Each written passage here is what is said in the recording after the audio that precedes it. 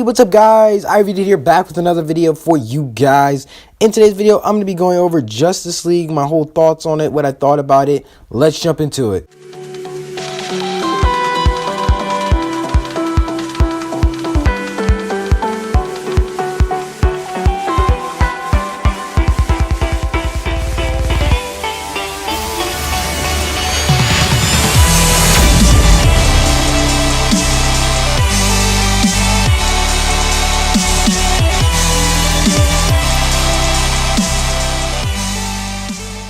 Okay guys, so if you haven't already seen Justice League, you probably should go see it before watching this video, because there's going to be a spoiler warning all the way through it. I'm not going to do like one half non-spoilers and the next spoilers, because I just don't feel like doing that today.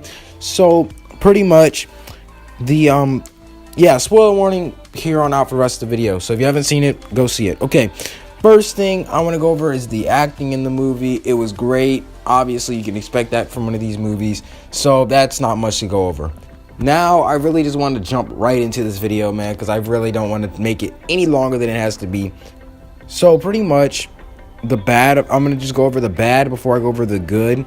Now, the bad about this movie is the CGI. That's one thing. The CGI in this movie was hot garbage. I mean, serious. Well, not all of it. Some of it was good, but some of it was just like, this is the fakest stuff I've ever seen. I mean, come on, you couldn't have done anything better than this, because their CGI for Cyborg, I did not like it at all. Looked terrible to me. I didn't like it.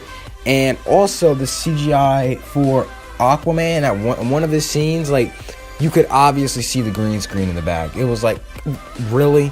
We could like what was that? I don't know what that, it was just ugly. The editing in the movie was also garbage. Like the first 20 minutes of the movie, we like jumped, like we were like teleporting through every single person's scenes. It didn't flow together. It was just like a cut to something random, like you didn't know what was happening, and then just cut to another scene.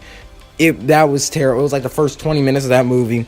It was like it was edited by a person who just started editing for the first 20 minutes of the movie. Next was the villain. The villain was garbage. He had no backstory. Well, he had a little bit of a backstory, but not a lot. Darkseid was only mentioned once, and it wasn't that big of a thing you could really talk about. It wasn't like developed like Loki good. It was like Marvel's villains, forgetful. Like, you're gonna forget this villain as soon as you're done watching this movie. You'll forget he ever exists. Even at the end, with the end credit scenes, obviously teasing Deathstroke. Yeah, everyone forgot about Stephen Wolf, whatever his name is. Yeah, Stephen Wolf, something like that. But yeah, that's the villain. And yeah, at the end they showed Deathstroke for one of the end credit scenes, and I'm actually kind of glad they showed him for one of the credit scenes, because now everyone's gonna forget about Stephen Wolf. So, you know.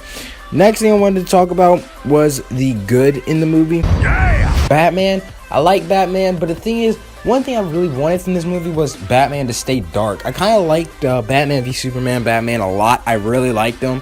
And then it's like this movie, he's all like a bit loosened up now.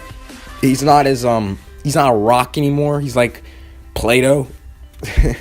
But the thing is, I wish there was more explanation of why he kind of toned down. I think it was probably because of Superman. Also, the Superman CGI was hot garbage. They had to take off his mustache. It was terrible.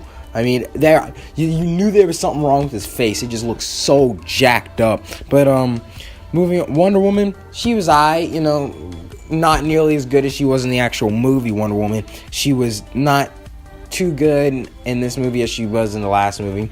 Flash, again, he's gonna take some time to get used to. Since you know he has a TV show already, so there's two Flashes around, and it's gonna take me a minute to get used to Ezra Miller instead of Grant Gustin, because I really like Grant Gustin as Flash. I thought they was just gonna bring over him to the TV, but they didn't do that. So I mean, you can't get mad, but I mean, he did a good job. You can see he put his effort into the character and wanted to bring something different that we didn't see from the TV show.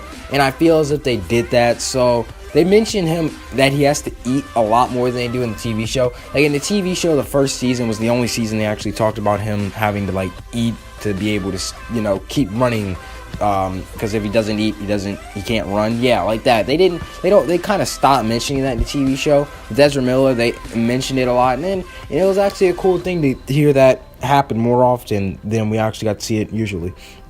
Cyborg, he was okay. I'm not gonna give him like, oh my goodness, Cyborg was so. No, he was not. I didn't like Cyborg that much. The reason why, again, first of all, CGI. 2, no backstory. We don't know anything that happened to this man. They just mentioned, oh, he was connected by a mother box. We didn't get to see it. We didn't get a flashback. And I think that's because of the runtime. They cut the movie down to like 2 hours. I think it was like 2 hours and 40 minutes, and they just cut it to 2 hours. I don't like it when movies do that. I would just rather sit in the movie theater for 40 more minutes than them taking out 40 minutes worth of clips because they want to match a 2 hour runtime. I didn't like that personally, and I still don't like that. But next thing, Superman, he was,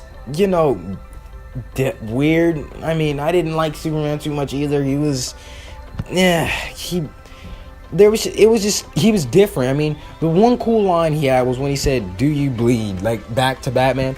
That was a cool scene.